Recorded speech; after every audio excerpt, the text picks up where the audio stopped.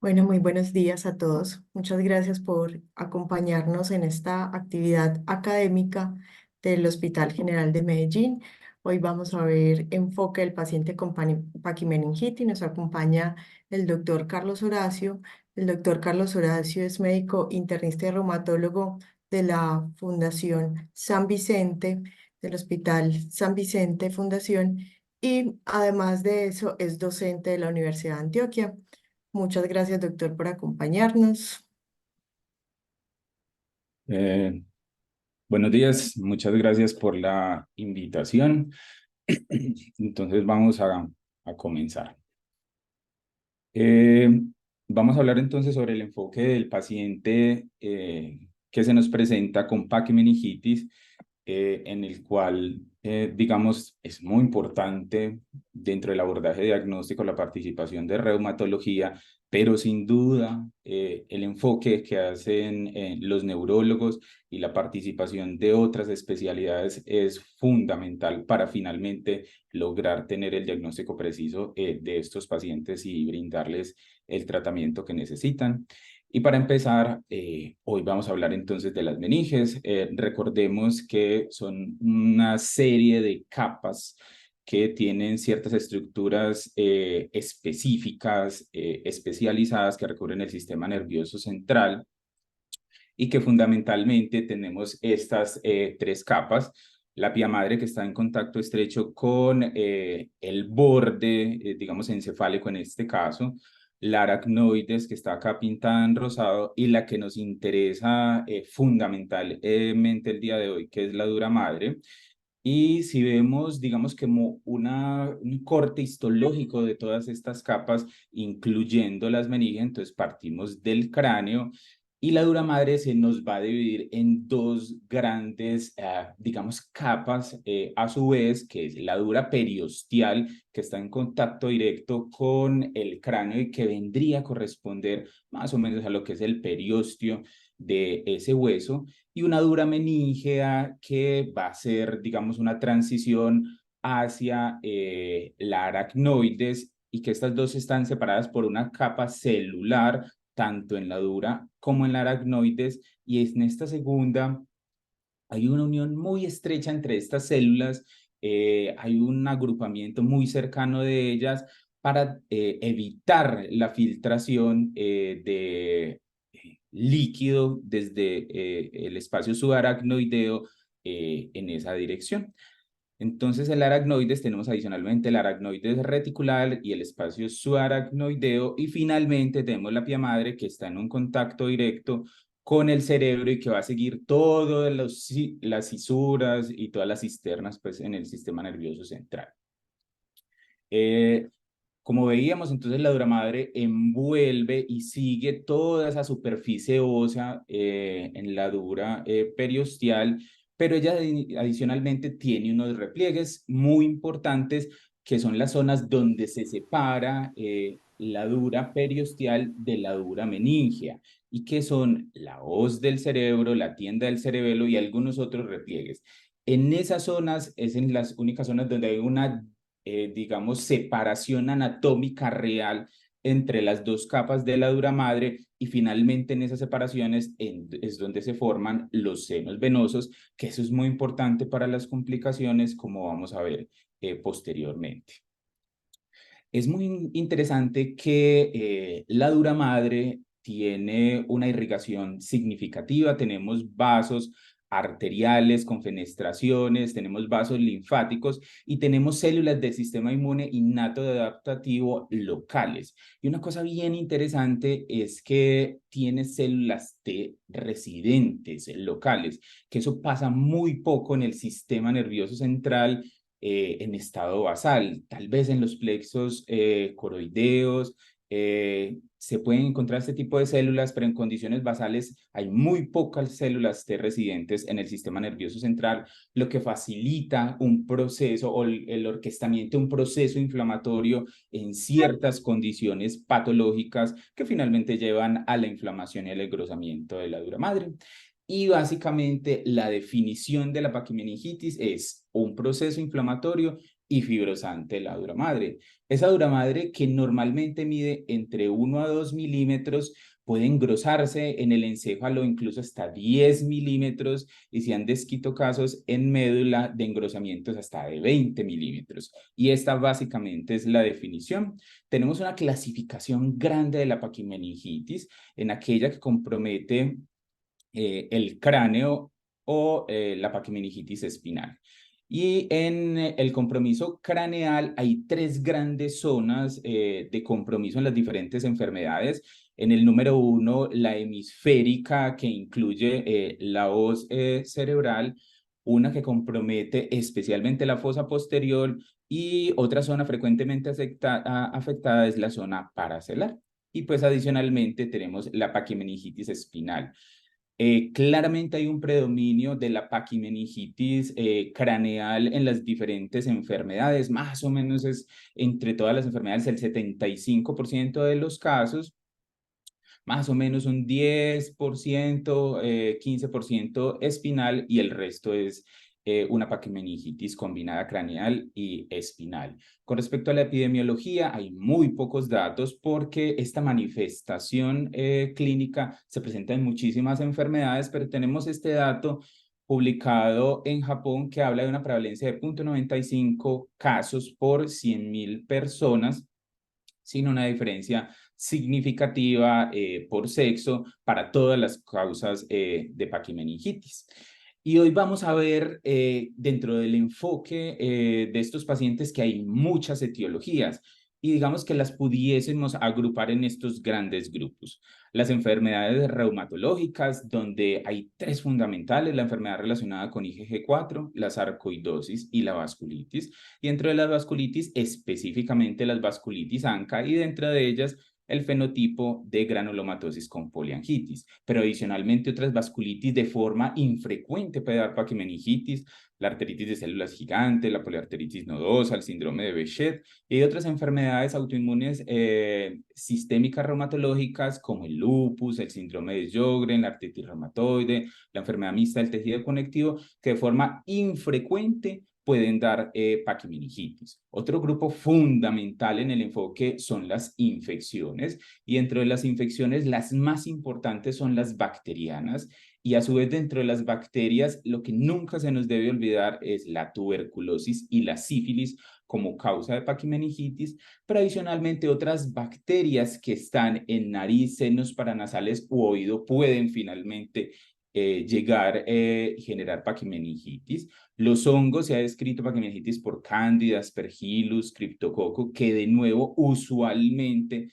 se presenta como una invasión local a través del oído, la nariz o los senos paranasales. Y la paquimeningitis por parásitos es muy inusual. Se han descrito algunos casos por cisticerco, pero es muy infrecuente. Adicionalmente tenemos las causas neoplásicas, podemos tener metástasis a la dura madre, o podemos tener tumores primarios del sistema nervioso central que tienen como foco el compromiso de la dura madre. Adicionalmente pongo aquí un grupo especial diferente que son las histiocitosis, y vamos a ver tres de ellas que pueden dar un compromiso dural característico. Y finalmente dejo este grupo en gris, donde tenemos un grupo que podemos llamar de hipotensión intracraneana, unas causas raras que veremos al final, y si después de todo el proceso de diagnóstico no encontramos cuál es la etiología, ahí sí está la paquimeningitis idiopática. Para saber cómo es la presentación clínica de estos pacientes, traigo estos tres estudios. Los dos primeros japoneses, publicados en el 2014 con 159 y 36 pacientes, que describen las características de pacientes con compromiso tanto craneal como espinal. Y este estudio francés de 2018 con 60 pacientes que describen las características del compromiso craneal. Y si nos vamos a este estudio japonés de 159 pacientes, vemos que los síntomas iniciales de estos pacientes, lo más frecuente era el dolor de cabeza, seguido por alteraciones visuales. Y si vemos la sintomatología durante toda la evolución de la enfermedad o de la manifestación, definitivamente la cefalea es la manifestación cardinal, los síntomas visuales con diplopia o visión borrosa, y adicionalmente alteraciones motoras o sensitivas en muchos casos asociados a compromisos de pares craneales. El inicio es muy variable, puede ser agudo, subagudo, crónico, pero predomina el inicio agudo y subagudo en cuanto a la sintomatología, y el curso de la manifestación pues va a depender de la etiología de la paquimeningitis. Al examinar el paciente, entonces, la neuropatía craneal es un hallazgo supremamente relevante. Se pueden encontrar alteraciones motoras, sensitivas, pero le resalto acá que estos pacientes usualmente no tienen meningismo, no hacen rigidez de nuca, es muy inusual, eso es una característica de las leptomeningitis, pero no es una característica de la paquimeningitis. Y con respecto a los nervios craneales más frecuentemente afectados en este estudio, pues realmente vemos compromisos de muchos pares, pero es muy inusual que se comprometa el par número 11 o el primer par que es realmente exótico. En el estudio francés de los 60 pacientes, entonces, de nuevo, la manifestación más importante es la cefalea, seguida de neuropatía craneal, y las manifestaciones extraneurológicas, por supuesto, dependerán de la causa de la paquimeningitis.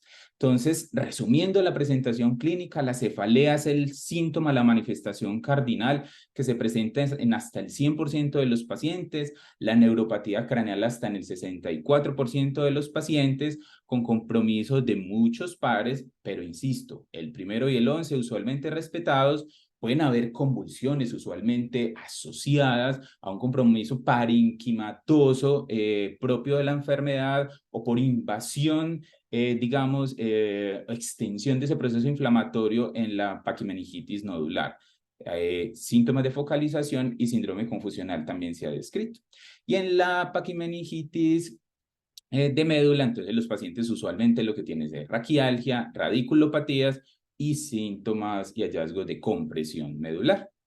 Muy bien, cuando vamos al proceso diagnóstico, entonces tenemos varias ayudas que son fundamentales en el abordaje de los pacientes. Uno, las neuroimágenes, el estudio del líquido cefalorraquídeo, estudios paraclínicos extraneurológicos y la biopsia de meninges. Y vamos a empezar con las neuroimágenes. Sin duda alguna, el estudio de elección cuando tenemos sospecha de una paquimeningitis es una resonancia magnética contrastada.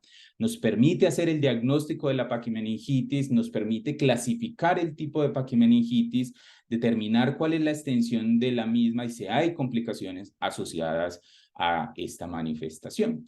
Y para entender las imágenes en paquimeningitis, lo primero es recordar los dos patrones de compromiso meningio en la resonancia. Entonces tenemos un patrón de paquimeningitis donde vemos en blanco todo ese realce que sigue la bóveda craneana y se va con los repliegues que habíamos dicho en la O cerebral, en la tienda del cerebelo y demás, y tiene este patrón. Muy diferente al patrón de leptomeningitis, donde tenemos ese mismo realce pegado a el parénquima cerebral y que sigue todas las cisternas y los surcos con un patrón típicamente descrito como giriforme.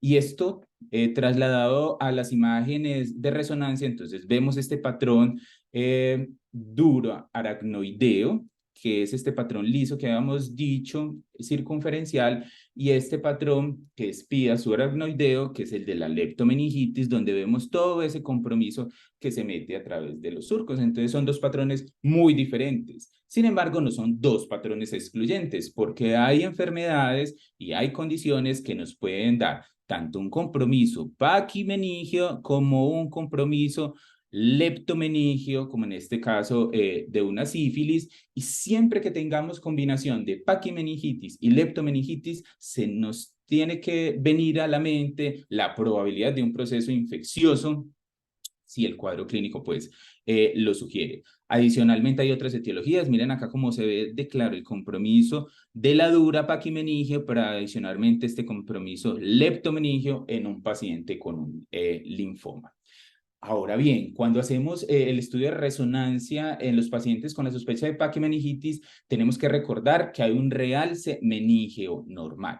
Y este realce meningeo normal tiene 4 características, y es que es delgado, mide máximo 2 milímetros, es lineal, discontinuo e inconstante, y se describe más o menos en el 50% de los estudios de resonancia, y se ve usualmente en los cortes coronales y en los cortes sagitales. En los axiales puede que se vea un poco menos. Y lo que vemos acá señalado con las flechas en las diferentes imágenes es precisamente ese realce meningio normal, que es delgado, lineal, discontinuo, y que no nos debe hacer confundir con una paquimeningitis real. Ahora bien, ¿cómo se vería la paquimeningitis en las diferentes secuencias y potenciaciones en resonancia? Pues realmente es muy variable. Se ha descrito que en T1 puede ser hipointensa la dura madre, o puede ser hipointensa en T2 con un borde periférico delgado que es hiperintenso, que refleja el aumento de la vascularidad en esta zona, pero también puede ser hiperintenso en T2. Los dos hallazgos más importantes es que está engrosado en el 90% de los casos la dura madre, y eso significa más de 2 milímetros, y que realza con gadolinio en el 90% de los casos. Es muy importante recordar que el patrón, el aspecto de la paquimeningitis no determina la etiología, porque podemos tener paquimeningitis focales con un proceso que compromete una parte de la dura madre, o difusas. Es mucho más frecuente el focal, hasta en cerca del 70% de los casos. Podemos tener una paquimeningitis lisa o una nodular, y eso puede darnos algunas pistas sobre las etiologías, pero realmente no define claramente cuál es la causa de la paquimeningitis. Y acá tenemos por un ejemplo de uno de nuestros pacientes de vasculitis ANCA, donde tiene una paquimeningitis lineal, focal, craneal, que se ve claramente en las imágenes de resonancia. Este es un signo que se ha descrito como el signo de la Torre Eiffel en la noche, que es cuando hay una paquimeningitis lisa, difusa, en el corte coronal, que da como esta imagen que también se llama el signo de Benz, por lo de la marca pues, de Mercedes-Benz. Adicionalmente, vemos aquí un par de casos, este de una vasculitis ANCA donde tenía una paquimeningitis espinal muy significativa que mejoró de forma considerable con el tratamiento, y acá una paquimeningitis espinal por enfermedad relacionada con IgG4 que mejoró con el tratamiento, pero después presentó una recaída, y se ve muy bien cómo cambia la señal en la dura madre de esa médula. ¿Qué se ha dicho sobre el LSR?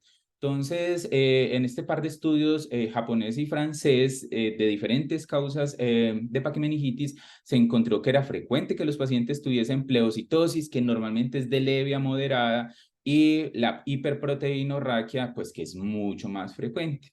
El conteo celular, realmente no son conteos celulares en general muy altos, van a depender por supuesto de la etiología, pero en este estudio de 60 pacientes, más de la mitad tenían menos de 10 células por milímetro cúbico. Una cosa muy importante del estudio de líquido cefalorraquídeo y a lo que más ayuda es para el diagnóstico microbiológico. Entonces siempre se tienen que hacer directos y cultivos de ese líquido, y el diagnóstico citológico en casos de neoplasias. Les traigo este estudio que es bien interesante. Es un estudio pequeño, digamos exploratorio, que se publicó en el 2020 por investigadores de la Universidad de Shinshu en Japón, donde buscaban biomarcadores en los pacientes con paquimeningitis por vasculitis ANCA. Entonces tenían 12 casos de paquimeningitis por vasculitis ANCA y 12 casos de otras etiologías, incluyendo idiopática en 5 casos, asociado a enfermedad relacionada con IgG4 en 4 casos, sarcoidosis en 2 y en una policondritis recidivante. Y ellos encontraron que las manifestaciones clínicas, de nuevo, lo más importante era la cefalea y la neuropatía craneal, pero fíjense qué interesante que ellos midieron ANCA por ELISA en el líquido cefalorraquídeo, y casi el 60% de esos pacientes tenían ANCA positivos en el grupo de vasculitis ANCA, y en ninguno de las otras causas de paquimeningitis se encontró ANCA positivos en el líquido cefalorraquídeo. Y fue además muy interesante que un paciente que tenía ANCA en suero negativos, que se había confirmado por biopsia la vasculitis ANCA, tenía ANCA en líquido cefalorraquídeo positivo. Entonces, digamos que este es un estudio muy pequeño, exploratorio, pero es interesante para futuras publicaciones y para esos casos bien difíciles de encontrar la etiología. ¿Cuál es la utilidad de la biopsia? Realmente la dejamos generalmente para paquimeningitis aisladas, cuando no logramos llegar al proceso diagnóstico con otras ayudas tiene un bajo rendimiento y eso no se debe olvidar, pero es útil en los casos difíciles y siempre que se biopsie una dura madre en paquimeningitis hay que cultivarla. Las otras ayudas diagnósticas entonces van a depender de la sospecha clínica, de la etiología de la paquimeningitis y van a ir orientadas a las manifestaciones extraneurológicas que tienen nuestros pacientes. Y volvamos entonces a nuestra tabla de etiología, de grupos etiológicos, y vamos a empezar por las causas reumatológicas. Y no es un capricho empezar por este grupo de enfermedades porque vamos a ver que las etiologías más frecuentes de paquimeningitis como grupo, sin duda, son las enfermedades reumatológicas. Y dentro de las causas reumatológicas tenemos sin duda la más frecuente, la enfermedad relacionada con IgG4. Tenemos otras dos frecuentes que son la vasculitis ANCA y la sarcoidosis, unas menos frecuentes que incluyen artritis reumatoide, lupus, otras vasculitis y causas raras como el síndrome de Behçet, del Sjögren, la enfermedad mixta del tejido conectivo. Vamos a hablar entonces de estas tres causas más importantes, la enfermedad relacionada con IgG4, vasculitis ANCA y sarcoidosis. Y empezando con la enfermedad relacionada con IgG4, aquí les dejo resaltada esa etiología, pero resalto también la paquimeningitis idiopática. Y es que resulta que cuando fueron a analizar algunos estudios histológicos de los pacientes que se habían clasificado como paquimeningitis idiopática, se vieron que tenían un infiltrado linfoplasmocitario y fibrosis como hallazgos histológicos predominantes, que esos hallazgos son los que usualmente uno encuentra en la enfermedad relacionada con IgG4. Entonces se empezó a pensar que tal vez algunos de esos pacientes que se clasificaban como idiopáticos eran realmente enfermedad relacionada con IgG4. Y en el 2010, en la Universidad de Virginia se publica este estudio donde en pacientes con paquimeningitis entre el 99 y 2009 que se clasificaron como paquimeningitis idiopática, se reanalizaron esos muestras histológicas y de esos 10 casos que ellos encontraron, 5 cumplían criterios histológicos para enfermedad relacionada con IgG4 con más de 10 células plasmáticas IgG4 positivas por campo de alto poder. Y aquí muestran el caso de una inmunistoquímica con gran positividad de células plasmáticas para IgG4 de predominio perivascular. Adicionalmente, en el 2013 sale este estudio de la Universidad de Harvard que durante 25 años ellos revisan los casos de paquimeningitis no infecciosa, que incluía 6 paquimeningitis idiopática y de esas 4 cumplían criterio de enfermedad relacionada con IgG4 con más de 10 células plasmáticas por campo de alto poder y una relación IgG4-IgG total mayor o igual a 0.4. Y fíjense ustedes este ejemplo tan bonito con la inmunohistoquímica positiva para IgG4 y la fibrosis estoriforme característica de la enfermedad relacionada con IgG4. Entonces, realmente la paquimeningitis idiopática al día de hoy, más o menos el 50 al 66% de esos casos probablemente son paquimeningitis relacionada con enfermedad relacionada con IgG4, que en general se ha descrito que el compromiso paquimeningio en esta enfermedad está alrededor del 0.4 al 1% de esos pacientes. Para ver las características de estos pacientes de paquimeningitis relacionada con IgG4, está este estudio publicado por un grupo francés en el 2019 con 55 pacientes, recordando que en los criterios de clasificación de la enfermedad relacionada con IgG4, la paquimeningitis hace parte de esos 11 grandes grupos de síndromes clínicos típicos de enfermedad relacionada con IgG4. Y aquí vemos como todos los casos de paquimeningitis craneal y paquimeningitis espinal, eran 35 craneales y 20 espinales, y ellos encontraron que las manifestaciones clínicas más importantes de la craneal eran la cefalea, la neuropatía craneal, aquí muy importante el compromiso del segundo par y de los oculomotores y las convulsiones. Y fíjense que el compromiso extraneurológico en la craneal por IgG4 no era tan frecuente, el 43% de los casos, y ellos tenían compromiso ganglionar, otomastoideo y pulmonar. Y en el compromiso espinal, lo que encontraron fue paraparesia, alteraciones sensitivas de miembros inferiores y raquialgia. Y fíjense ustedes lo infrecuente de las manifestaciones extraneurológicas en la paquimeningitis espinal relacionada con IgG4. Solo el 15%. tenían compromiso renal, de glándulas salivales y de pulmón en esos casos. Y entonces, como resumen, esta paquimeningitis se presenta en el 66% en hombres. Recuerden que esta enfermedad es un poquito más de hombres, alrededor de los 53 años, y un poco más del 50% de los pacientes tienen elevaciones séricas de IgG4. El manejo usualmente se hace con esteroides y la mayor experiencia en el tratamiento es con rituximab. El compromiso en el encéfalo más frecuente es el hemisférico, seguido del paracelar y después la fosa posterior, y en médula el dorsal, seguido del cervical.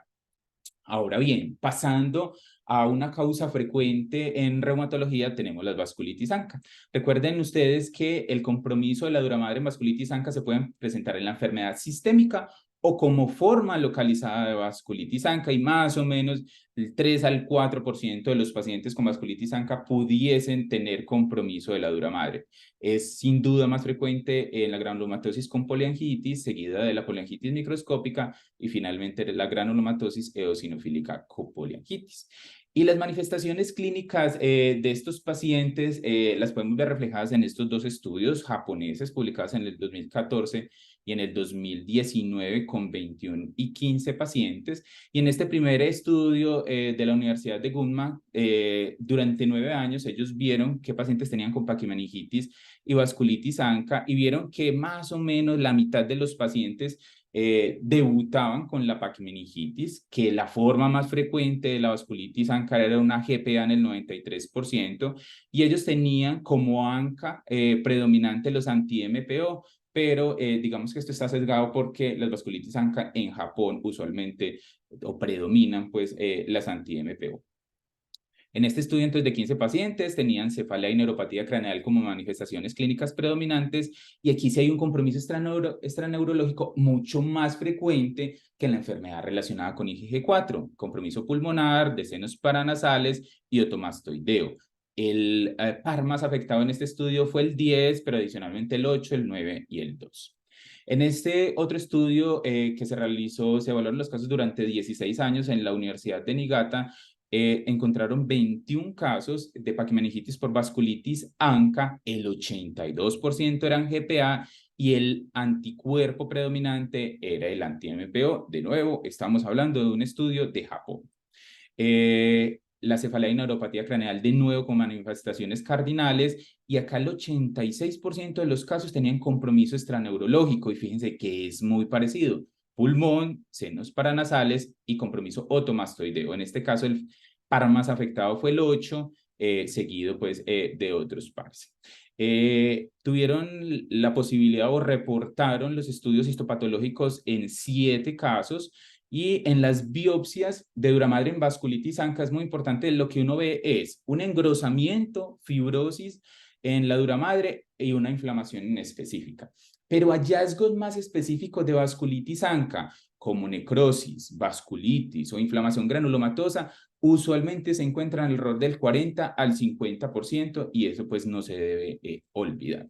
Pero sin duda el estudio más importante para paquimeningitis en vasculitis ANCA, o el artículo que realmente es un artículo de revisión, es este que se publicó el año pasado y que les recomiendo, también por autores de la Universidad de Shinshu, donde ellos encontraron que las manifestaciones cardinales eran la cefalea, la neuropatía craneal, las convulsiones y la confusión, en ese orden. 77% de compromiso extraneurológico, y de nuevo, pulmón, senos paranasales y compromiso otomastoideo. Entonces son los órganos que tenemos que tener en cuenta asociados a paquimeningitis por vasculitis ANCA. El par más afectado fue el 7º, seguido por el 2, el 5 y el 8. Y en resumen, entonces, la paquimeningitis en vasculitis ANCA se presenta en 57% de las mujeres alrededor de los 60 años, y con el fenotipo clínico de GPA en el 88%. Usualmente la tratamos con esteroides y la mayor experiencia es con ciclofosfamida. En el encéfalo afecta especialmente la zona hemisférica, seguida de fosa posterior y región paracelar. Y en médula afecta la región dorsal, seguido de la región espinal. Y esta asociación no se nos debe olvidar. Otomastoiditis, sinusitis y paquimeningitis van muy de la mano en las vasculitis ANCA. Y a partir de esto, la Sociedad de Otología de Japón, con un estudio de 90 pacientes en el 2014, estableció un concepto que se llama la OMAV.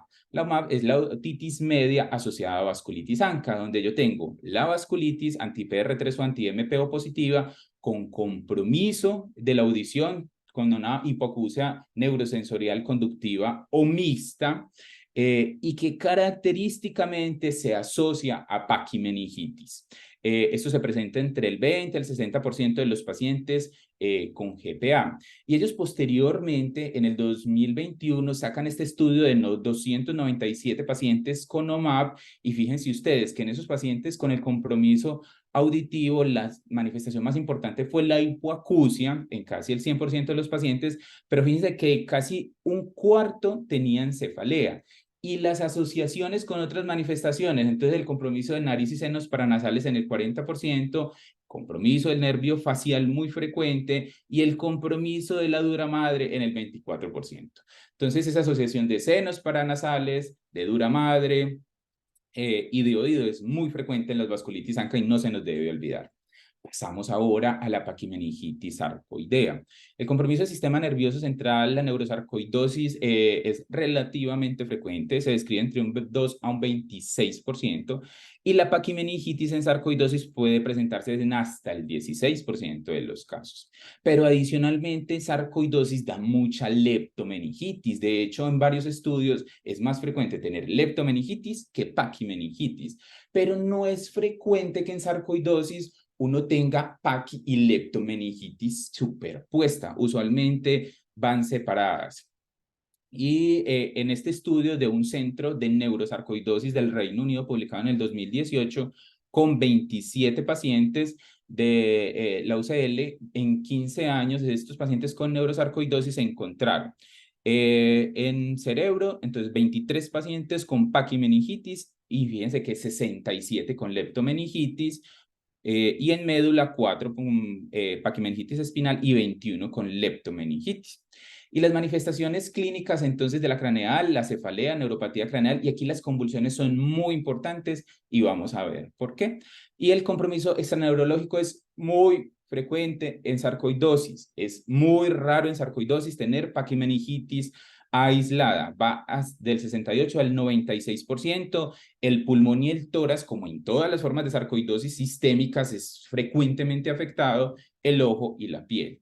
Los nervios craneales más afectados, el 7, el 2 y también el 8 y el 5 adicionalmente. Y resulta que los pacientes con paquimeningitis por sarcoidosis convulsionan más porque se ve un efecto de masa. Y es que en esta forma de neurosarcoidosis se da el patrón que está descrito en otras presentaciones de afuera hacia adentro, donde vemos un compromiso de la dura que es nodular, y va generando efecto de masa, tiene compromiso del parénquima y está asociado con mayor frecuencia a convulsiones. Aquí compromiso de médula en la región cervical, dorsal y en la caudequina en algunos otros pacientes, que es menos frecuente. Entonces, la paquimeningitis sarcoidea se presenta en 55% en mujeres alrededor de los 43 años, y no se olviden de que es inusual que sea una forma aislada de sarcoidosis. La mayor experiencia en el tratamiento es con esteroides y metotrexate. En el encéfalo, entonces, tenemos compromiso inicial o más frecuentemente hemisférico, después paracelar y finalmente fosa posterior, más frecuente en médula dorsal y después en la cervical. Muy bien. Dejando de lado entonces las etiologías reumatológicas, nos vamos a las etiologías infecciosas, que son muy importantes, y empezamos con la paquimeningitis tuberculosa, que decíamos que es una etiología que nunca debemos olvidar, y más en los países donde tenemos una alta frecuencia o prevalencia de tuberculosis. Realmente el compromiso de la dura en la compromiso infeccioso por tuberculosis del sistema nervioso central no es muy frecuente. Podemos tener un compromiso difuso o focal, pero es mucho más frecuente el compromiso focal. Y aquí tengo estos dos casos donde tenemos acá el compromiso de la dura en las flechas más grandes, igual que en el caso de la parte inferior, y lo que ustedes ven señalado con las flechas más delgadas es un compromiso leptomeningio que es frecuente cuando hay tuberculosis de la dura madre. Y estas formas focales nodulares de paquimeningitis tuberculosa es lo que se ha llamado el tuberculoma dural en placa. Pero adicionalmente, además del compromiso leptomeningio, es muy importante el compromiso encefálico en esta infección. Y una cosa que nunca se nos debe olvidar en compromiso meningio en tuberculosis, cuando se miran las características neuroradiológicas de la TB en sistema nervioso central, es que cuando hay compromiso de meninges, más o menos el 90% tiene realce en las meninges de la base encefálica. Eso no se nos puede olvidar siempre que haya compromiso de las meninges hacia la base, que haya una leptomeningitis asociada a la tuberculosis, siempre será una opción muy importante y no lo debemos olvidar. La otra causa bacteriana súper importante es la sífilis. Este es un caso que tuvimos donde en este corte ustedes pueden ver claramente el engrosamiento y el realce de la dura madre aquí en la tienda del cerebelo, pero si tenemos otro corte vemos que se va comprometiendo también las leptomeninges y en un próximo corte ya tenemos un compromiso parenquimatoso cerebral. Y ese compromiso, pues definitivamente era un compromiso muy significativo y esto es para ejemplificar que realmente nosotros evaluamos a este paciente fue porque tenía una vasculitis de la arteria para el lóbulo inferior derecho pulmonar por la sífilis y entonces en el proceso diagnóstico nos llamaron en este caso. No se debe olvidar entonces definitivamente la sífilis. Otras etiologías menos frecuentes son las etiologías infecciosas, el aspergillus y en general todos los hongos, como les decía, siempre hay que pensar que vienen como primer mecanismo de un área vecina, entonces oído, nariz, senos paranasales. Y en este caso de paquimeningitis por aspergillus, el paciente tenía una otomastoiditis invasiva pues por el aspergillus y se llegó hasta la dura madre, se le dio tratamiento con voriconazol y las imágenes de abajo se ve pues una gran mejoría de la paquimeningitis. Este es un caso por criptococo de un paciente pediátrico que también se le dio tratamiento con fluconazol y mejoró de forma considerable. Muy bien. Ahora pasamos a las etiologías neoplásicas. Y en las etiologías neoplásicas hablamos de tumores primarios del sistema nervioso central, de diferentes tipos celular, enfermedades metastásicas y la histiocytosis que la vamos a dejar para el final. En la paquimeningitis tumoral, lo que quiero resaltar son los linfomas y especialmente los linfomas primarios del sistema nervioso central. Ellos pueden tener múltiples comportamientos, pero cuando se van a las meninges pueden tener un comportamiento muy leptomeningio, como en este caso, pero adicionalmente pueden tener un comportamiento muy paquimeningio, como en este caso, donde tenemos un linfoma dural multifocal que lo que tenemos es una paquimeningitis focal, nodular, y siempre debe estar dentro del diferencial en la parte tumoral del sistema nervioso central, los linfomas.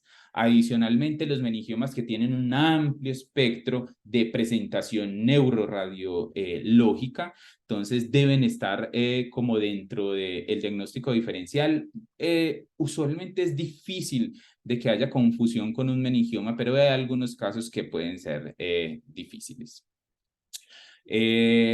Y vamos ahora a este grupo gris y a este de la hipotensión intracraneal. Y para empezar con esto, entonces nos vamos, digamos, a este aspecto que siempre lo hemos escuchado, pero que tenemos que saber qué es tan frecuente, y es el realce dural después de una punción lumbar. Entonces siempre hemos escuchado que hay que tener cuidado con la interpretación del realce de la dura madre cuando se hace una punción lumbar, porque por el procedimiento puede generarse este hallazgo en la resonancia. Y para eso le traigo estos tres estudios, todos de Estados Unidos, del 94 y del 2016, inicialmente con 97 y 77 pacientes, y este más reciente que es bien interesante con 160 pacientes, todos enfocados al realce pues dural en el encéfalo. Y en estos dos estudios iniciales donde se evaluaba el realce dural a un mes, entonces vemos que en este inicial de 97 pacientes, 11 de ellos a un mes tenían realce difuso de la dura madre. Sin embargo, solo en uno no se encontraba una explicación alternativa para ese realce en ese momento de la resonancia. Entonces, eso nos habla de que más o menos se encontró en un 1% de estos pacientes un realce secundario a la punción. Y en este otro estudio, que también se hizo un mes en 77 pacientes, solo un caso tenía ese realce dural después de la punción. Entonces estamos hablando que a un mes más o menos el 1% de los casos pueden tener realce dural con la punción. Este estudio más reciente que se publicó en el 2022 incluyó 160 pacientes que se les hacía punción lumbar guiada por tomografía y se hacían neuroimágenes más tempranas. Entonces se evaluaron neuroimágenes a 7 días y ellos encontraron que el 4% de esos casos tenían realce dural a la semana. Pero ellos, los pacientes que le hicieron resonancia en los 2 primeros días de la punción, en ninguno encontraron realce dural. Entonces, como vemos, es muy infrecuente que uno tenga un realce dural temprano, pues en la primera semana o en el primer mes, secundario a una punción lumbar. Tenemos que saber que existe, pero que es muy inusual y que hay que considerar otras etiologías dependiendo del contexto clínico. Adicionalmente, las colecciones subdurales se presentaron esta primera semana en el 5% de los casos, que vamos a ver que esto es muy importante en otra condición de hipotensión intracraneana que vamos a ver que es mucho más frecuente. Y es lo que se llama el síndrome de hipotensión intracraneana espontánea, que es básicamente una condición donde se presenta el paciente con una cefalea que es secundaria a una hipotensión de líquido cefalorraquídeo pues intracraneal o una fuga de líquido cefalorraquídeo. Ese nombre de hipotensión se quedó históricamente. Algunos pacientes sí pueden tener disminución de la presión de apertura, pero muchos pacientes pueden tener presiones normales, pero si hay evidencia de fuga de líquido cefalorraquídeo, que uno no encuentra otra etiología, que tiene una asociación temporal, esa cefalea, con la hipotensión o la fuga de líquido cefalorraquídeo. Y al respecto sale este metaanálisis publicado en el 2021, que es el único que se ha publicado hasta la fecha, y que es un estudio bien interesante que incluyó datos de más de 1.600 pacientes, que es muy importante porque cuando se analizan los datos de este estudio van a ver que el realce de la dura madre es muy importante. Cuando uno se enfrenta a pacientes en los que uno sospecha en síndrome de hipotensión intracraneana espontánea, tiene que recordar que las etiologías más frecuentes son pérdida de líquido cefalorraquídeo a través de la médula espinal. Y esos son los 3 mecanismos más importantes. Que tengamos un divertículo meningio que usualmente está al lado de una raíz, que tengamos una fuga ventral que usualmente está asociado a un disco calcificado que está protruyendo o un osteofito como se ilustra en esta imagen que está perforando la dura madre y las meninges, o tengamos una fístula veno-LCR. En este grupo, en esta revisión en metaanálisis, se encontró que definitivamente la cefalea es lo más importante en el 97% de los casos, y esa cefalea tenía un patrón ortostático en el 92% de los casos, que es muy importante para sospecharlo.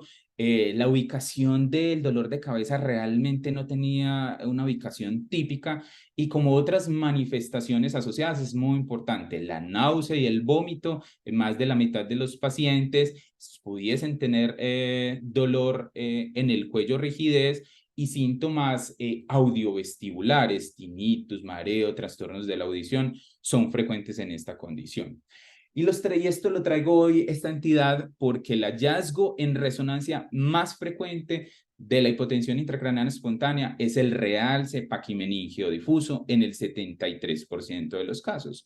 Pero adicionalmente usted tiene los otros hallazgos que tiene que buscar, que es la distensión de los senos venosos, que el clásico que se ha descrito es el seno venoso transverso, pero adicionalmente los otros, la flacidez cerebral o el brain sagging, donde vamos a tener ese colapso o esa disminución del tamaño de las cisternas, el crecimiento hipofisiario, las colecciones subdurales que vimos que solo por punción lumbar no complicada son muy inusuales, pero aquí son mucho más frecuentes, más del 30%, y en el 19% de los casos la resonancia pudiese ser normal. Realmente la mayoría de las resonancias en este síndrome son anormales, entonces no se debe olvidar. Y aquí tenemos un caso de un realce difuso muy significativo en el síndrome y cómo después de que se hace un tratamiento y se para esa fuga de líquidos cefalorraquídeos y se le hace un parche hemático o lo que se tenga que hacer, se resuelve ese realce paquimenigio más los demás hallazgos neuroradiográficos de la hipotensión intracraneana espontánea.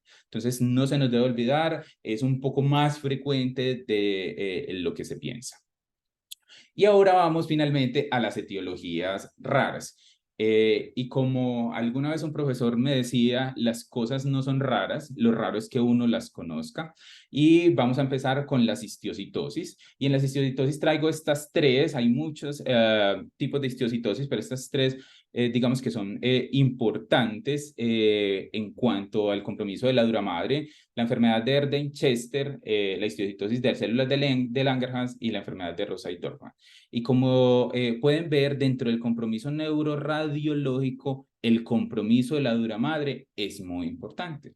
Entonces, ¿qué es lo que vemos en esta histiocitosis? Pues vemos compromiso de la dura madre, aquí hacia la tienda del cerebro en el Erdheim-Chester. Una cosa importante en general en la histiocitosis es que tienen como un tropismo especial por la dura madre que está paracelar alrededor de la hipófisis. Entonces es una zona importante a tener en cuenta en estas condiciones. Cuando hay una histocitosis de células de Langerhans, lo típico es que el compromiso de la dura madre esté asociado a una lesión que viene desde el hueso. Y en Rosai-Dorfman, pues lo que vemos es una paquimeningitis focal, nodular, e insisto, siempre la hipófisis cuando esté ahí muy cerquita, junto con el resto de manifestaciones sistémicas de estas enfermedades nos deben hacer pensar. Este es un caso que vamos a llevar al Congreso Panamericano de Reumatología de un Erdheim-Chester que tenía este compromiso espinal muy significativo y que con alta probabilidad pues tenía compromiso de las meninges aquí en la médula. Esta es una etiología inusual, pero que no se nos debe olvidar. Recuerde que uno puede tener este hematopoiesis extramedular en muchas partes y resulta que la dura madre es un sitio de hematopoiesis extramedular. Entonces aquí vemos un caso con una paquimeningitis que tiene unas zonas nodulares, focal, y lo más importante es que la hematopoiesis extramedular de la dura madre es focal y es nodular. Entonces, si tenemos un paciente que esa médula está generando muy poquita hematopoiesis y está haciendo hematopoiesis extramedular, ojo que pudiese hacerlo en la dura madre. Hay casos de paquimeningitis por síndrome de Sjögren, como esta tan extensa, lisa, difusa, con atrofia de las parótidas, como se ve aquí señalado por las flechas. Y esta diapositiva la traigo para recordar que la meningitis por artritis reumatoide usualmente es leptomeningitis, no paquimeningitis. Y este es un caso de una de mis pacientes que tenía esta leptomeningitis reumatoide, que se le dio tratamiento con metotrexate, con rituximab, y ustedes ven aquí el patrón giriforme de la leptomeningitis y cómo después de un año de tratamiento se resolvió completamente. Aquí está la flecha, pues porque ya se le hizo una biopsia meningia para confirmar qué es lo que estaba pasando. Finalmente, las complicaciones de la paquimeningitis, podemos tener trombosis de los senos venosos. Recuerden que en esos senos venosos es donde se divide la dura madre periosteal y en la meningia, y ahí puede atrapar pues el seno venoso, y si se engrosa esa zona, pues puede generar trombosis de los senos venosos, compromiso parenquimatoso, hidrocefalia, oclusión de la carótida interna y daño de la hipófisis.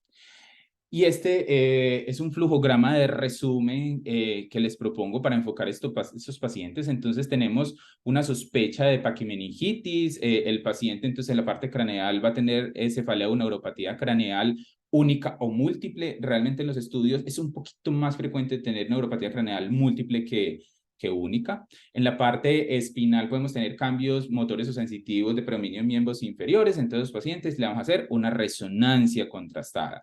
Y va a tener paquimeningitis si tenemos una dura madre más de 2 milímetros que realza con el gadolino. La punción lumbar va a ser muy importante en el enfoque y no olvidar estos grandes grupos etiológicos, las enfermedades reumatológicas, la enfermedad relacionada con IgG4, que le pudiésemos pedir niveles séricos y tenemos, digamos, un poquito más de un 50% de probabilidad de encontrarlos altos. La vasculitis ANCA, entonces los ANCA anti-MPO y anti-mieloperoxidasa ayudarían. Y la sarcoidosis, una tomografía toracoabdominal, pero especialmente torácica, por la frecuencia de compromiso del tórax en sarcoidosis sistémica y lo raro de la paquimeningitis sarcoidea aislada. Recordar que en vasculitis ANCA, entonces, la asociación de paquimeningitis con las manifestaciones otorrinolaringológicas. Las otras causas, las infecciosas, especialmente las bacterias y especialmente tuberculosis y sífilis. Los hongos, recordar que algunas bacterias y hongos también vienen de oído, nariz y senos paranasales y menos frecuentemente los parásitos. Entonces, siempre estudios para tuberculosis y sífilis y cultivar las muestras. Las neoplásicas, no olvidar los linfomas, siempre tenerlos en mente, las metástasis o las neoplasias primarias y las histiocitosis que tiene ese tropismo por la dura madre en el sistema nervioso central. Las imágenes extraneurológicas, de acuerdo a las manifestaciones del paciente, nos ayudarán. Y la potenciación intracraneana asociada a procedimientos, la punción lumbar, entonces recordar lo infrecuente del realce dural después de una punción, o si no hay procedimiento y hay otros hallazgos de un síndrome de hipotensión intracraneana espontánea. Si todo hasta ese momento es negativo, entonces procedemos a hacer una biopsia de meninges, hacer cultivo de ese tejido, el estudio histológico para ver si logramos tener un diagnóstico específico o si no, ahí sí dejarla como una paquimeningitis idiopática. Recordar que en este flujograma es un flujograma de aproximación diagnóstico clínico y que no se incluyen pues todas las traumas, los traumas, las intervenciones que afectan la dura madre y que generan, por supuesto, una reacción inflamatoria que se ve en las neuroimágenes. Estas son mis redes sociales profesionales que les dejo acá y muchas gracias por su atención. Muchísimas gracias, doctor Carlos Horacio, por esta magistral charla. Si hay alguno de los que estén en la charla que quiera hacer una pregunta, pueden abrir los micrófonos y realizar la pregunta.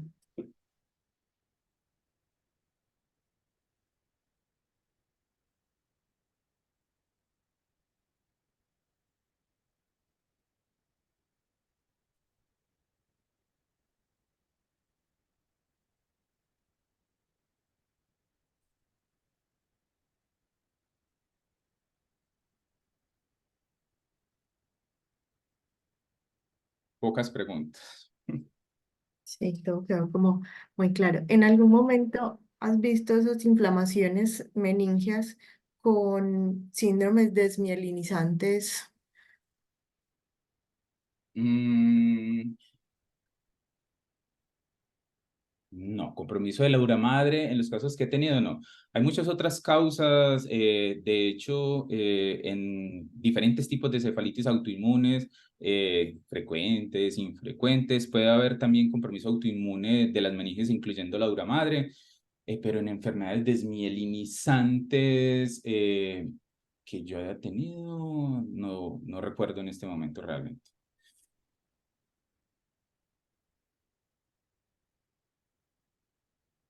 Y entre los estudios que harías, a veces es muy difícil hacer la biopsia meningia y muchos pacientes les da temor.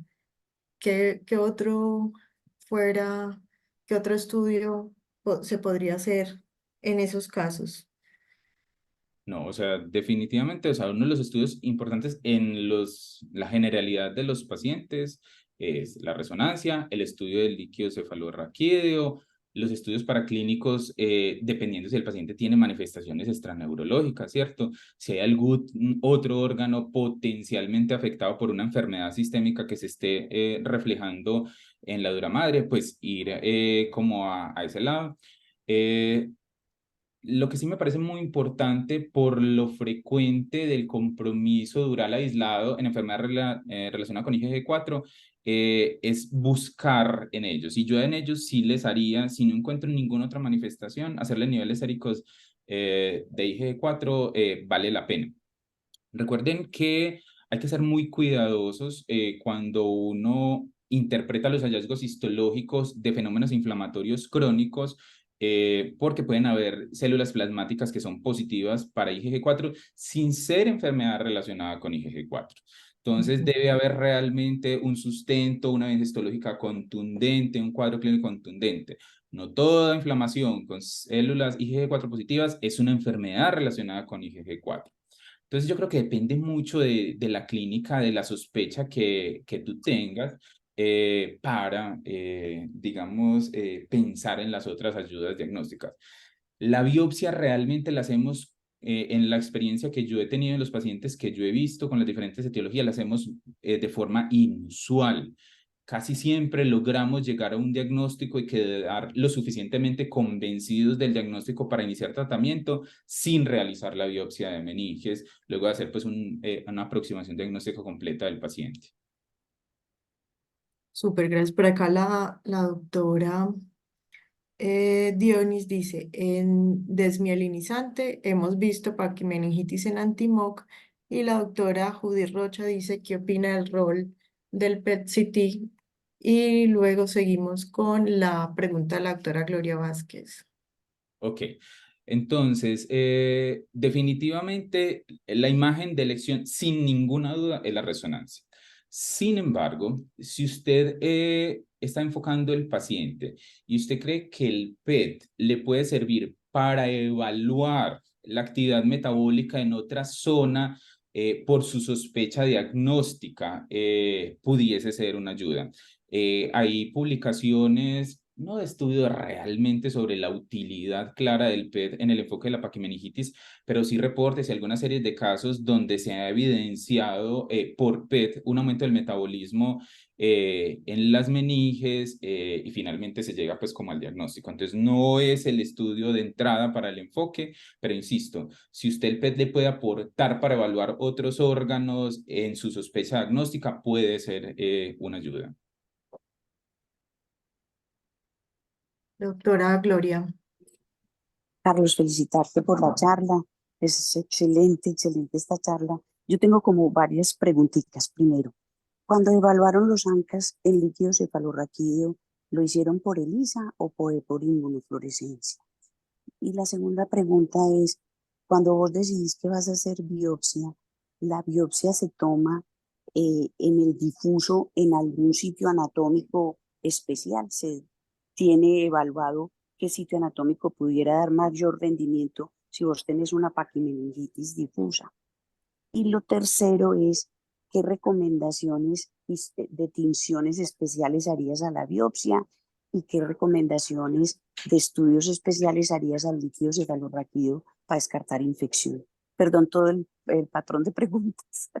Listo, entonces empecemos con el LSR. Entonces, en el estudio que además me pareció como muy interesante, es un estudio muy pequeño, tiene muy pocos pacientes, pero sí es llamativo, pues digamos que en las otras etiologías de paquimeningitis ninguno tuviera los ANCA y si fueran positivos como en este otro grupo. Los ANCA se hicieron por ELISA. Todos los pacientes tenían una vasculitis ANCA, los que se incluyeron en el estudio, una vasculitis ANCA confirmada, algunos de ellos con confirmación histológica, otros por el cuadro clínico, malos ANCA positivos en el suero. Ese paciente que tenía los ANCA negativos en el suero tenía pues obviamente la paquimeningitis y tenía pocas manifestaciones adicionales. Y entonces tenía la paquimeningitis prácticamente aislada, le hicieron los ANCAS ahí y salieron positivos los anti-PR3, pero se hicieron por ELISA. Entonces es difícil uno trasladar eso a la práctica clínica, pero en casos muy difíciles, que las decisiones sean muy complejas, yo creo que de pronto se pudiese analizar esa posibilidad. Bueno, siguiendo con el líquido cefalorraquídeo, entonces los otros estudios microbiológicos, entonces definitivamente lo primero que hay que considerar son las bacterias. Entonces en el ESR siempre va a haber estudios para tuberculosis y para sífilis. Es fundamental y no deben faltar. Y los estudios moleculares, los directos y los cultivos. Pero adicionalmente los directos que usualmente hacemos en el líquido cefalorraquídeo y los cultivos también para los hongos y directos pues para los hongos. Es muy raro, de hecho, si ustedes ven en la gráfica de las etiologías, no aparecen los virus. Los virus son una etiología absolutamente rara de paquimeningitis. Pueden dar otros compromisos en meningitis, pero paquimeningitis es muy inusual. Entonces, los estudios microbiológicos pensando en virus realmente no valdrían mucho la pena. Con respecto a la biopsia de meninge, entonces, como mencionaba, lo dejamos usualmente para casos que no hemos podido aclarar el diagnóstico con otras ayudas. Si tenemos una paquimeningitis focal, pues obviamente se tratará de biopsiar la zona que está inflamada. En la paquimeningitis difusa, yo no he leído que haya una experiencia o una evidencia de que hay alguna zona que genere mayor rendimiento diagnóstico. En general, la biopsia de meninges es mala para el proceso de diagnóstico, el rendimiento es muy regular. Entonces, pensaría yo, que tal vez se elija la zona que genere menos complicaciones, genere menos morbilidad para ese paciente. Pero que haya una consideración por rendimiento, no la conozco y no la he leído. No sé si se me escapa alguna pregunta. No, perfecto, mil gracias. Sí. Mil gracias y felicitaciones de nuevo.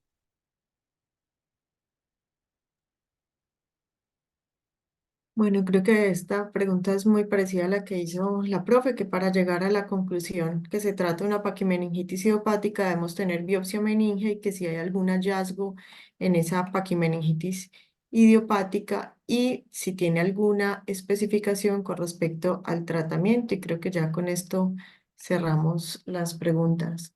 Entonces, digamos que muchas veces, insisto, no llegamos hasta la biopsia, son los casos más difíciles.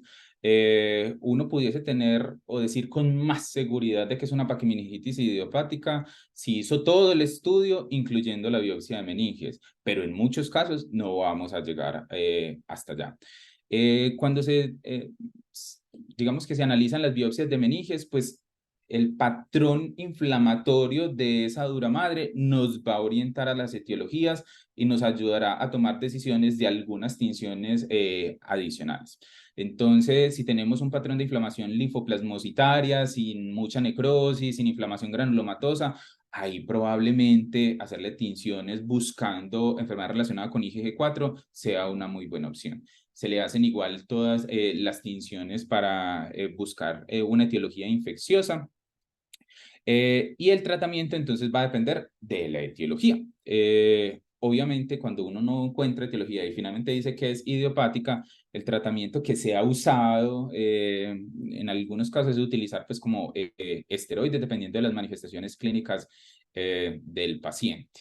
Pero pues depende de la etiología. Pero la idea es que si uno hace un proceso diagnóstico juicioso y si abordamos adecuadamente a los pacientes, es que cada vez más ese grupo de paquimeningitis idiopática sea más reducido. Listo, muchísimas gracias. De verdad que fue una charla magistral.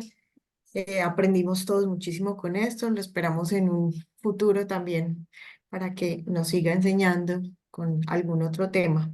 Y muchas gracias a todos por su gran participación. Bueno, gracias por la atención. Hasta luego.